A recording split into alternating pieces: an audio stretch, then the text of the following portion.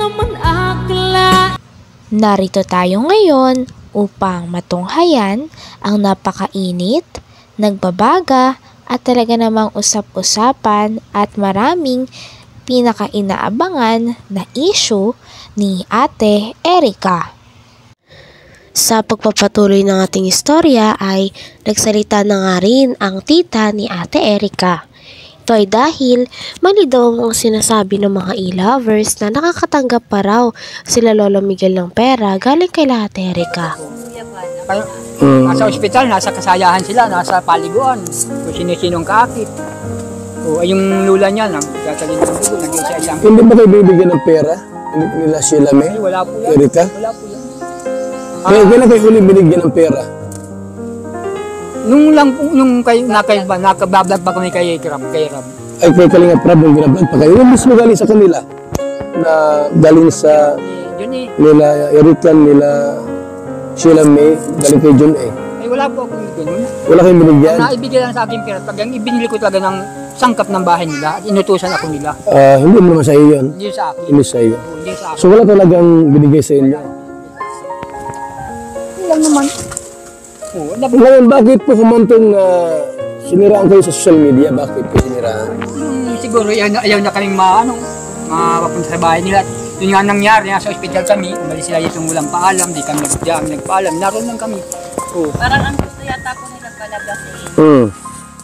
Yung halimbawa, nagpapalabas po sila ng mga bagay-bagay na kay Erica po na para sumikat at gusto nila, mag-agree pa rin si Papa na totoo, nakakatanggap kami ng pera, totoo na kay Papa ang pera. Hindi naman. Po, kahit hindi naman po. Yun lang po yung inaano ko, point ko po doon na gusto ko po malinis yung pagbibintang po. Siyempre po yung mga tao po nakakaalam na akala po nila nasa amin po ang pera, kala Papa po. Kaya Kuya Bal, ganyan nangyayari.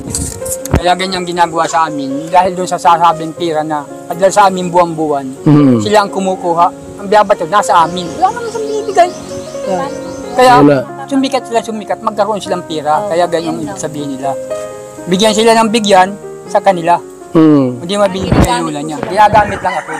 Ginagamit kami mag-asawa. Si ano ang stand ni John A?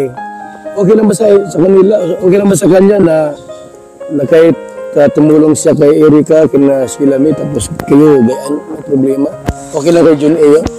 Nung wala sa kanya? At nag-uurosat naman po sila. Kwarto ko, naalis sila, napunta doon sa bomba. Kasi nag-uusap, matagal. Di ba? Nakikialam. Kala ko kung ano lang ang pinag-uusapan nila.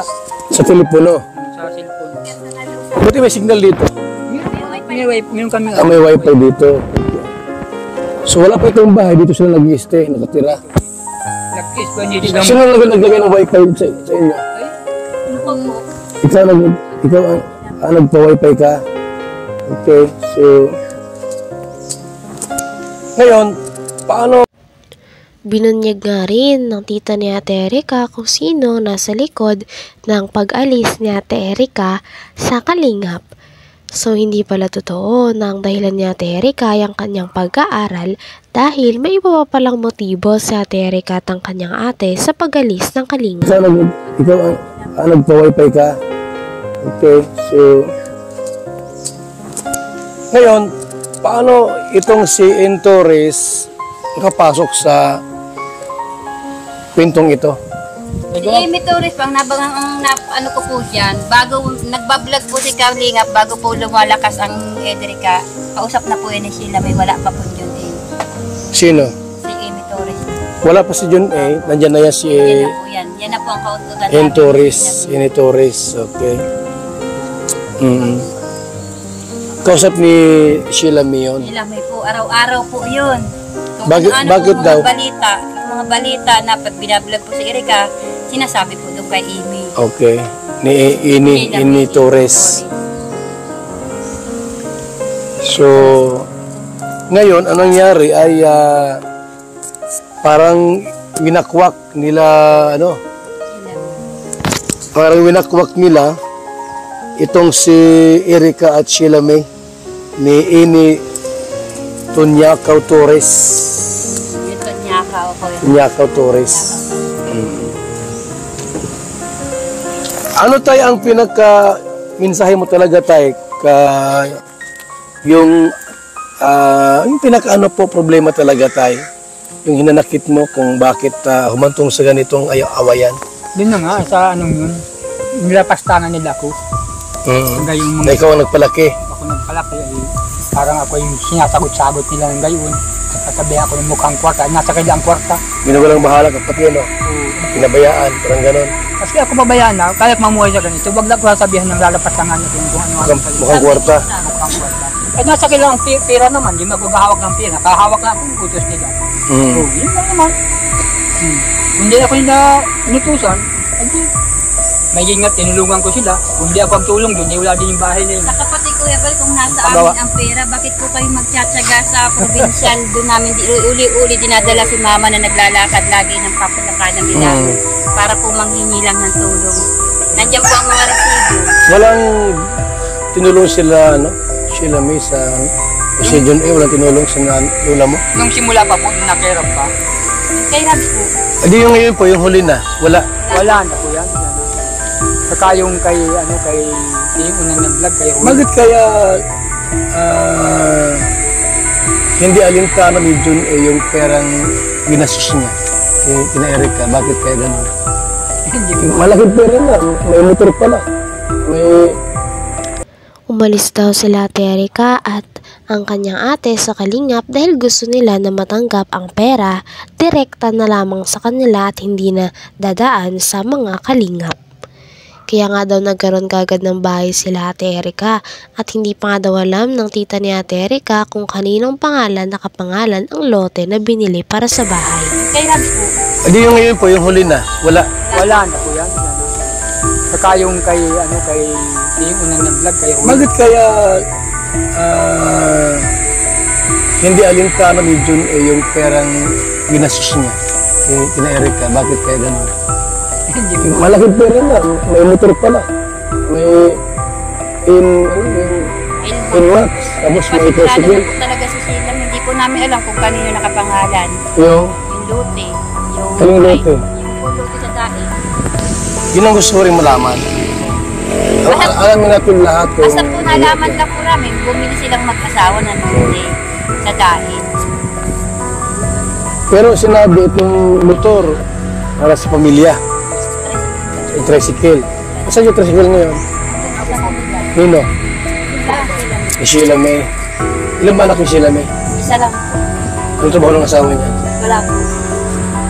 Wala. Yung magandang buhay ngayon. Sabong-sabong lang yun.